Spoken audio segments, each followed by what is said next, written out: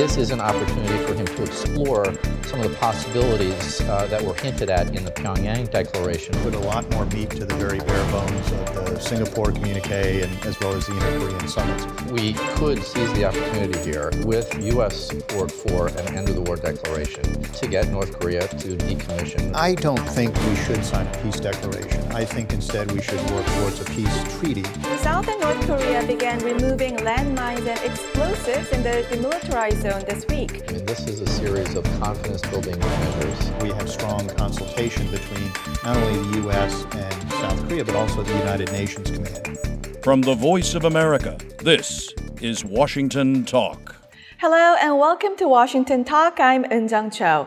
Secretary Pompeo is optimistic his fourth trip to Pyongyang will bring progress towards a second summit between President Trump and Chairman Kim, and also build a path to North Korea's denuclearization. What will be the desired outcomes of this latest visit?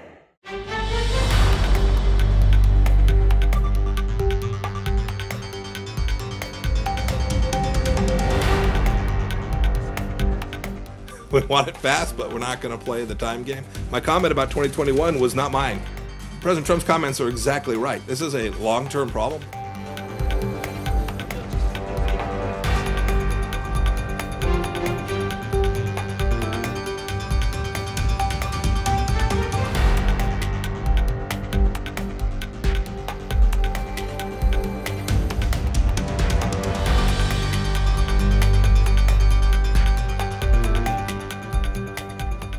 Now, my guest today, Mr. Daryl Kimball, Executive Director of the Arms Control Association. Mr. Kimball focused his research on nuclear arms control for 3 decades.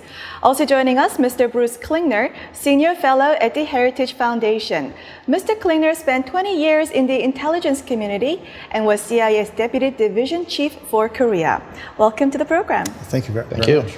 Secretary Pompeo is in Pyongyang for 1 day. Does this mean that much has been coordinated between North Korea and the United States? Well, I don't think he's going to have very much time in Pyongyang. It's going to be a short trip. Interestingly, the State Department advertised that he will be meeting with Kim Jong-un.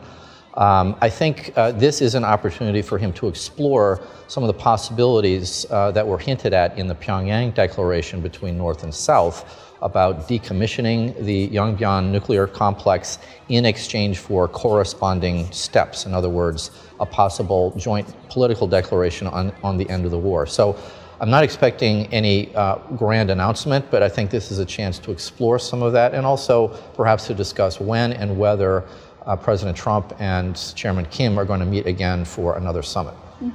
Bruce, Darren just mentioned about exploring Yongbyon in the Pyongyang Declaration. What would be some of the other points that he would check to set the conditions? I think really overall what we need to do is put a lot more meat to the very bare bones of the Singapore communique and as well as the inter-Korean summits. They've been very long on promises to the North, but very little on the details of North Korean denuclearization. Oftentimes it's just a sentence or a half a sentence at the last paragraph or second to last paragraph, or just vague North Korea promises to denuclearize the Korean Peninsula. So I think that's where the emphasis has to be, is on really fleshing that out, getting the details, even getting the definitions of denuclearization and the Korean Peninsula. The U.S. and North Korea appear to have very different definitions of those fairly simple, straightforward words. South Korea's Foreign Minister Kang Kyung-hwa proposed that the United States seek the closure of Yongbyon plant first and then delay asking for the nuclear inventory for later. Are you for or against this? I'm against that. I think it seems to be another case of South Korea watering down requirements for North Korea to take significant steps towards denuclearization as it's required to do under 11 UN Security Council resolutions. So it seems as in the past, whenever we reach some point of intransigence with North Korea, rather than having them take the next step forward, it always turns to the US to take another concession. Well, I would disagree with Bruce in the sense that if the North Koreans are serious about verifiably decommissioning Yongbyon, which has a 5-megawatt reactor, a plutonium separation plant, uranium enrichment facility, that would be a very important step on the road to complete denuclearization. I mean, we need to get them to stop producing fissile material. They continue to produce fissile material for weapons. that would be a tangible step. And I think Foreign Minister Kang was saying in this Washington Post interview from a couple of days ago that she wants to see and thinks that tangible steps on the road to denuclearization would be a better next step than a declaration from the North Koreans about their program, which is a subject that would inevitably lead to bickering back and forth about how complete it is or it isn't. And as you said, Bruce, I mean, I agree, there is no agreed definition on what the scope and the definition of denuclearization is. So there's a lot of room right now for there to be disagreement between the two sides about that issue. So it might be better, I think, to move on with a tangible, concrete step that reduces, won't eliminate, North Korea's opportunity to further increase its nuclear capabilities. Mm-hmm. But do we want a selective dismantlement by North Korea or get a complete picture of the whole nuclear facility, Bruce? I think you can make a very good argument on both sides. I think what we need to do is have a lot of really the grunt work of diplomacy and negotiations. I'm more in favor of the traditional approach where you have diplomats, whether it's the Secretary of State or it's the Special Envoy or others, sort of really working out the details. And then you have the leaders come in, as we did in arms control treaties with the Soviet Union, to resolve when we have a major disagreement, and then things can move forward. But I think having the summit meetings prematurely just leads to the perception or the claims of progress without really having any real progress. So I would be more in favor of President Trump not having a summit in the near term. I think let's have the diplomats do their job first. Mm-hmm. What about this premise by South Korea that demanding a declaration list will only lead to argument between the United States and North Korea and will lead to breakdown of the talks, like in 2005, the September 19th joint statement of the six-party talks? Do we agree with this? Well, in the 2005-2007 period, I mean, this was a point of contention. It was one of the reasons why the denuclearization pledge of 2005 was not carried out, because the North Koreans were balking about a declaration. Now, I mean, they will need to provide a full and complete accounting for their nuclear weapons program, the production numbers of fissile material, where the weapons are, where the facilities are. That will have to be backed up with a detailed verification regime. But that is a big ask at this early point in the process, I think, for North Korea. So I would agree at some point we need that to move forward. But we can and should halt their further production of fissile material if we have the chance. And I'm worried that if at this stage Secretary Pompeo doesn't make the kind of progress that we want to see, that we all want to see, this diplomatic opening could break down. But Bruce, at this point in negotiations, is it beneficial to the United States to have South and North Korea set the terms and conditions and U.S. heeding to this? Well, I think the U.S. sees the South Korean President Moon Jae-in is going a bit too far and too fast, and is also sort of delegating denuclearization as only a U.S.-North Korean issue, whereas South Korea is the one who provides the benefits and the promises of economic largesse. It's an international issue, of course, under the UN resolutions. On a data declaration, it seems like this could be another case of kicking the can down the road. Well, this will be contentious, North Korea won't like it, so let's not ask for it. And that's consistent with things that happened during the negotiations in the six-party talks. Some of the ways you prevent some of the discrepancies or the disagreement over the data declarations, you work out ahead of time precisely what should be on the piece of paper, what categories should be included, what terminology is used, what units of measurement, and then after that, then the verification. So as we did in arms control treaties with the Soviets, we defined clearly what a missile was, what a tank was, what an artillery piece was, and in preparation for the data declarations, we even agreed upon the format that the paper would be handed over in so that we could quickly assess it. North Korea's KCNA said it doesn't want declaration-to-declaration deal anymore. When is the right time for the United States to sign the end-of-war declaration with North Korea? Well, I don't think we should sign a peace declaration. I think instead we should work towards a peace treaty, as it was one of the working groups of the six-party talks. I see a peace treaty as something that's done at the end of what will likely be lengthy, arduous negotiations about conventional force reductions, similar to the Conventional Armed Forces in Europe treaty, where we cap the two levels of forces and then we define subzones and we try to sort of thin them out along the DMZ so that it reduces the potential for attacks or invasion. So I think a peace declaration is sort of a feel-good initiative. Even the advocates in South Korea will say, it really won't accomplish anything, it's symbolic, so why not sign it? And I turn it around and say, what objective are you trying to achieve? What is the specific quid pro quo you'll get from North Korea?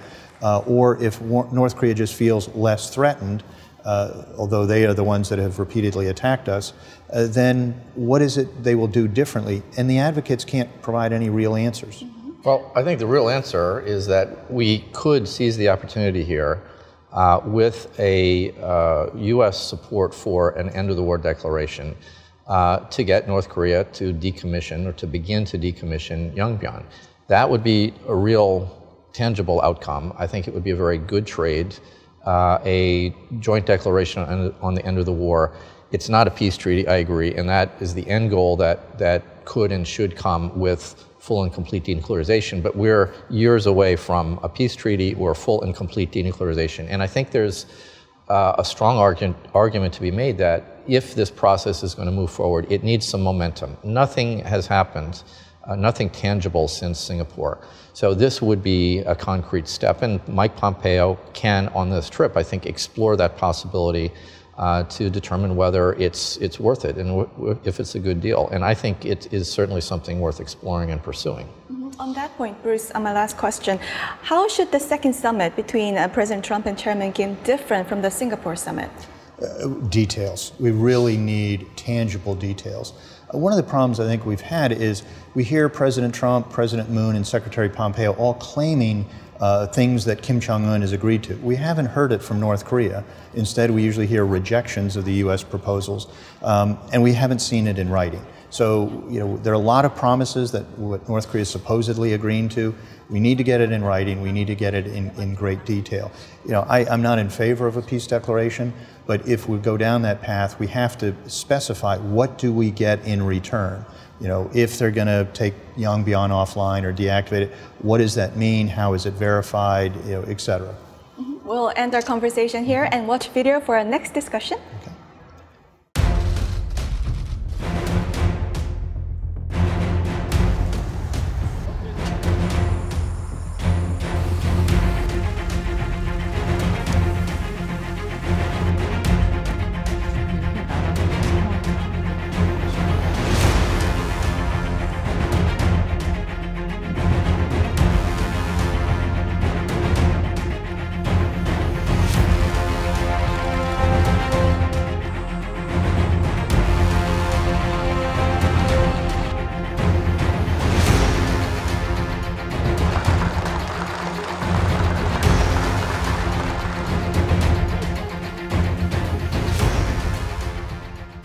South and North Korea began removing landmines and explosives in the demilitarized zone this week. This is part of a broader effort by the two Koreas to ease military tensions. Now, some say it will take 200 years to remove all the mines from the demilitarized zone. So what are some of the technical difficulties? There are a lot of mines on the DMZ. It would take many, many years for there to be a complete demilitarization of the anti-personnel mines. I mean, I think the steps that the North and South have agreed to begin are largely symbolic. This does not appear to be, to me, an effort to completely clear the mines from the DMZ. So I think in the sense that this is a confidence-building measure, it's useful, but we have to recognize that the DMZ is still a no-man's land that's highly militarized and a buffer zone between the North and the South. Clearing mines is an important work. There is a global campaign for this, but this must be a dilemma because wouldn't South Korea be vulnerable to North Korean assaults and attacks over land because of this? Well, the mines are there for a reason. The North Korean invasion, North Korean incursions, various North Korean attacks and acts of terror and acts of war over the decades. So the U.S. and its allies are concerned about North Korean activity. So this year we've had a few months of diplomatic breakthroughs or seeming breakthroughs. But the situation on the ground hasn't changed from the North Korean nuclear, missile, and conventional threat. So many of us have advocated for confidence-building measures over the years, but I think a lot of it is how you do it. So, we need to make sure we have strong consultation between not only the U.S. and South Korea, but also the United Nations Command. And, in my travels and meetings, I'm getting a different sense of what South Korea says is happening from what others are saying is happening. And it's sort of taking on a tale of two cities, where some are saying, things are well coordinated, others are saying it's not nearly that well done. Mm-hmm. Other than the consultation part, are there some of the elements that could raise concerns for the United States? Daryl? Well, I don't think so. I mean, I think there may have been some frustration on the part of the U.S. military command about the lack of coordination about some of those details, but I don't think there's anything in there that diminishes the United States and South Korean forces from being able to defend South Korea from North Korean provocations or aggression. But at later stages, there are some things that are going to impinge upon defensive capabilities. In the long run, I think what we're going to have to be aiming for, if there is a peace treaty, is joint demilitarization along the DMZ. That will require more detailed verification. But I think at this stage, these are confidence-building steps that do decrease the chance of miscalculation and war. And in that sense, I think it increases the security of South Korea. But we're in an early phase here, and the real work lays ahead, and it's going to be a very difficult process. Bruce, what are U.S. concerns? Well, I think the U.S. concerns, beyond being consulted and having its guidance incorporated, things like the Northern Limit Line, which the UN command, drew. If the Koreas are defining, a new peace zone which erases that, then does that make the United Nations Command, which is responsible for maintaining the armistices, their job much more difficult? So, as we move forward, we need, again, details, clearly identifying what steps North Korea has to do. And if we're just demilitarizing the point of contact, that can lead to a decrease in accidental skirmishes. But again, we need to see what actions are being taken to remove or reduce the North Korean conventional force threat. Though you're an arms control expert, the inter-Korean military agreement doesn't have any verification measures. So could this lead to successful implementation without verification measures? Well, I would say this is not an arms control agreement per se. I mean, this is a series of confidence-building measures, each of which is observable. We can see whether the North does what it's supposed to do, whether the South does what it's supposed to do. What is not clear is if there is a dispute, how do you resolve the dispute? I assume that it will be further consultations between the North and the South. But as Bruce said, as we get to the next phases in this process, there's going to have to be a detailed verification regime that's put in place, including observations by independent teams that make sure that each side is reducing the conventional and unconventional forces on each side of the DMZ. But that's for a later stage, if and when the denuclearization process moves forward. We'll leave it here and move on to our next segment. Now, time for the photo moment, time to look at an interesting North Korea picture. Today we have a cartoon from the New York Times this week. The title is Trump Targets Tehran. The New York Times says President Trump raged at Iran for much of his address at the United Nations while he praised Kim Jong-un. Bruce, what's your reaction? Well, I think it does reflect, President Trump has been very critical of the Iran nuclear deal, as well as all previous agreements with North Korea. I think we're all struck by the change in the president's tone in the two General Assembly speeches from last year and this year. I thought the fire and fury was a bit extreme on one end, and I think now the claiming success is too extreme on the other end.